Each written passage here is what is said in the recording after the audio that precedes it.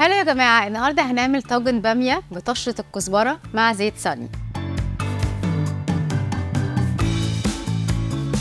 عايزين حله على النار وتبقى نار متوسطه مش نار عاليه قوي، ونحط فيها زيت صني.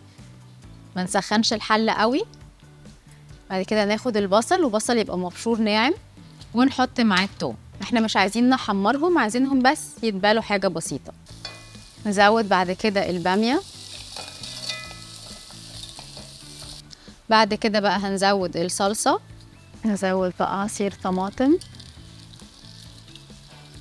نقلب بقى كل الكلام ده مع بعض ونسيبها على نار واطيه تغلي لحد ما تتسبك خالص. وبعد كده بقى نزود عليها الشوربه. وطبعا ما ينفعش نعمل باميه من غير ما نحط لها شويه ليمون. نتبل بقى بملح وفلفل. ننقل بقى الباميه في الطاجن.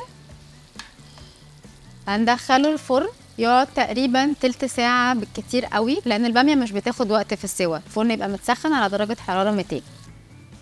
نطلع بقى طاجن الباميه من الفرن بعد ما يتسبك التسبيكه اللي انتوا شايفينها دي، ونعمل له الطشه على طول اللي هتنزل عليه وهو سخن كده. هنحط زيت صني في طاسه، ونحط شويه زيت كده كتير مع الكزبره الخضراء والكزبره الناشفه. لو ما جربتوهاش قبل كده بالكزبره لازم تجربوها.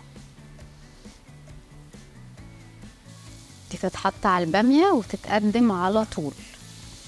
نطفي عليها وناخدها وهي بتغلي كده على الطاجن على طول. وكده عملنا طاجن باميه بطشه الثوم والكزبره. لو عايزين تحطوا له لحمه حطوا له لحمه مع زيت صني.